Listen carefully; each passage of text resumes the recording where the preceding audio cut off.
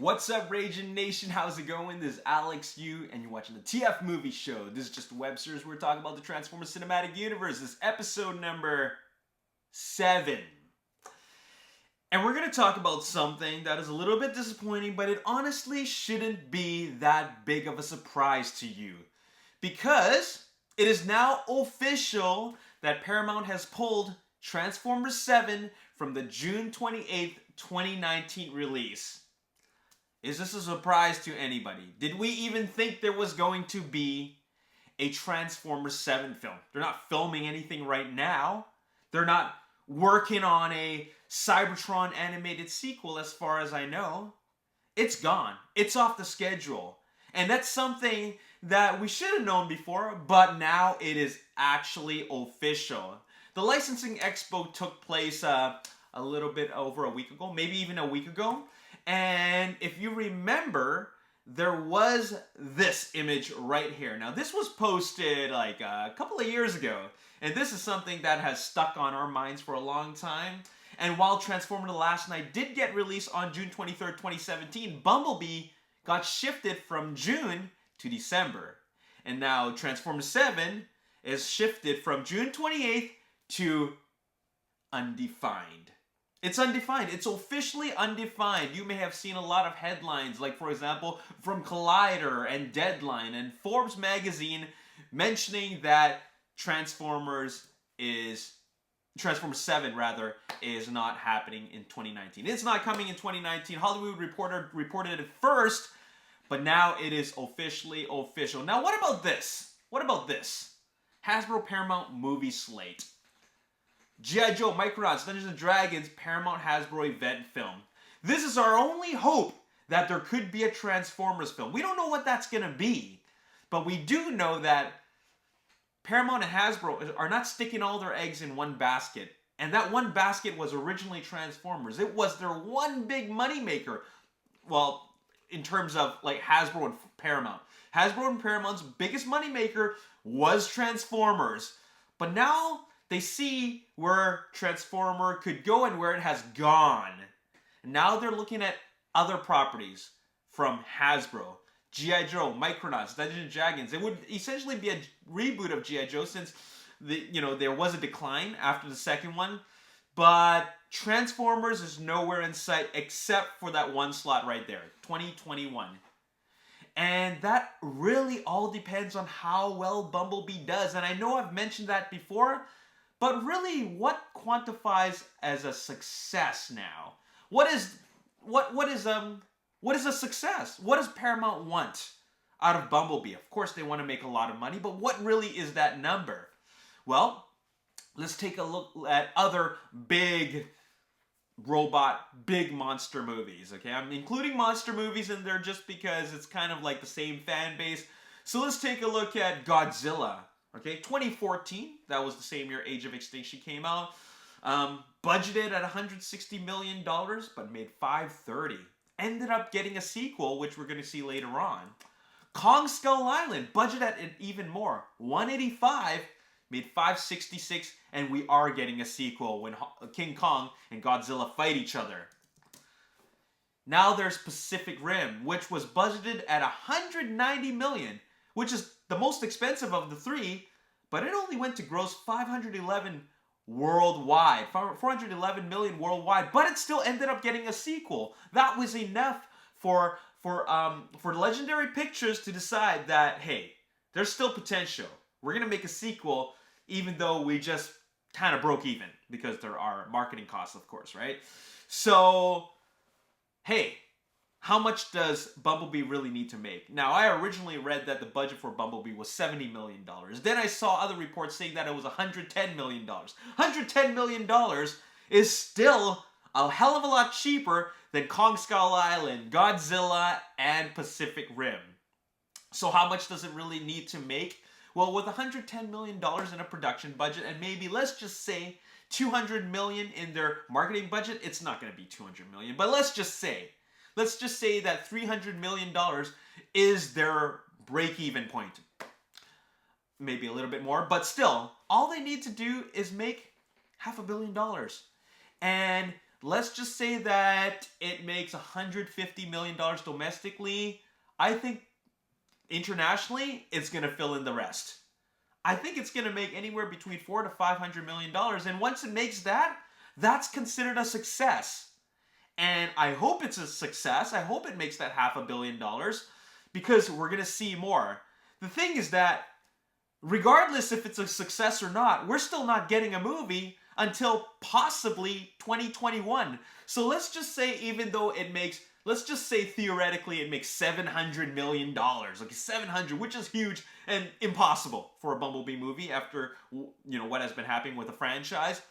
We're still not going to see a Transformers film until 2021, if that's even happening at all, if that's even what's in Paramount's slot. I'm thinking that Paramount Hasbro would want a Transformers movie at that time, but then they're just keeping it open just in case Bumblebee flops. I just want to read you this paragraph that was from Forbes magazine, but if it disappoints or outright flops, it will be very difficult for Hasbro justify going forward for any kind of reboot or revamp. And then the franchise that helped shape the modern blockbuster will be at least temporarily retired. Love it or hate it, Michael Bay's first Transformers was kind of groundbreaking blockbuster franchise offering. It truly was. And that's an absolute fact that if it flops or it just isn't a good movie and it is a huge disappointment, it's going to be a while before we see that reboot. So I'm just hoping it's a success. And if it is a success, we're going to get a film, or at least Paramount and Hasbro are going to decide that, okay, we're going to leave this slot open on 2021 for another Transformers film. Now here's the part which is something to think about. This is something I haven't talked about before, and that is, what are we going to see next? Is it going to be a continuation of, you know, what Michael Bay has created for us, or is it going to be a full-on reboot? I think it's actually going to be a reboot. I think that, like, I've been putting a lot of thought into about this whole reboot business, and, you know, I'm really not a big fan of reboots, especially if the reboot is happening so soon after the previous film, because 2018 and 2021, that's only 3 years. 2019, 2020, 2021. That's only 3 years, and a reboot is happening? Come on. But I think that the reboot business, or the reboot decision, is definitely in the cards. And all it takes is for Bumblebee to be a success. If Bumblebee is a success, I decided that there's going to be two options. And I'm not deciding this for Paramount or Hasbro. I'm just thinking these are the two options, okay? So, here's option one. Bumblebee is going to reboot this brand new franchise, and it's going to continue on, and like with more solo characters, okay? But it's a continuation, and with the Michael Bay films in mind, okay? So it's a continuation, and it's going to have, like, you know, it might even be like a Star Wars story where we have different stories and different timelines. You know what I'm saying? So they could do that option. So which is essentially having all kinds of Transformers stories. Okay? Or the other option is that Bumblebee could kick off a brand new reboot, like a full-on reboot. Like, they don't even have to follow anything that Michael Bay has ever done. This Bumblebee is a production of Michael Bay. It's a Michael Bay production. But still, if Bumblebee is a full-on reboot, that can essentially kick off a brand new franchise, like just starting from scratch. It can forget everything that Michael Bay has done in the last 5 films. That is what I'm thinking that they might do. As for the first option and how it's different from the second option, they're kind of similar, but it's kind of more like what Star Wars is doing, where they are just having a whole bunch of stories that are in different timelines, but they just all connect within that same universe. And it might even take what Michael Bay has done as part of that. But option number 2 definitely is a full-on reboot. And I'm thinking that they might just take that route. Because the way Bumblebee looks, even though he looks like that, and he's recognizable as the Bumblebee that we know from the previous 5 Transformers films, he can change. This can be considered a reboot, and he can completely change if they wanted it to. That's up to Paramount and Hasbro. Maybe it's time for that change, just because, well, let's not forget about merchandising here. These are big commercials, big toy commercials. Changing it up will give Hasbro the opportunity to sell different and brand new toys instead of constantly taking repaints, remolds of the same things. So I'm just thinking a full-on reboot is in the cards, and that could potentially happen in 2021. That's going to take that date if Bumblebee is a success. If they're making $100 million budget Transformers films, it can be doable. It doesn't have to be a big success. In a sense, they got to start all over again because of what has happened. They got to start all over. It's like starting from scratch.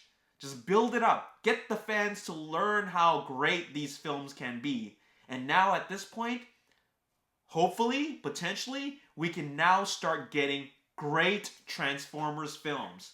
I mean, a lot of fans love what we got before, but it's possible that this is where they learn from the mistakes and start giving us something great. So, we got a long time to wait. But December, come December, that will be a determining factor. That will be determining the fate of the franchise.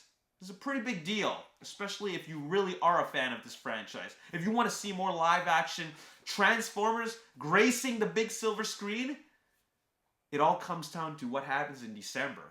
Okay? So, make it a point to go out there and watch it. Anyways, there you have it. That's all I got to say. I mean, I put a lot of thought into what I've said, but I really think that this is what it comes down to. It all comes down to this right now. They haven't even really started marketing this film except for what's been happening at the conventions. But, come closer to that date, the hype's going to start building up, and then we're going to see what happens. All right. Anyways, what do you think is going to happen? Do you want to see solo films? We're getting a Bumblebee solo film.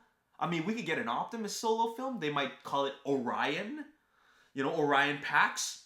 And then that would be the origins of Optimus Prime. We could even see a Megatron solo film. Or any other character. What solo film would you want to see? I think that's the direction that they're taking. Because I think they should kind of just build it up like the Avengers. Have these little solo films and then have the big movie. The Transformers movie. I think they should take that route. Take some advice from Marvel. Take some advice from a formula that has worked. Try that. Anyways, as always, if you enjoyed this video and you want to see more, hit the like button, subscribe to the YouTube channel, like me on Facebook, The Ragin Nation, also follow me on Twitter, Ragin Nation. My name is Alex. Thanks for watching. I'll see you next time. Peace.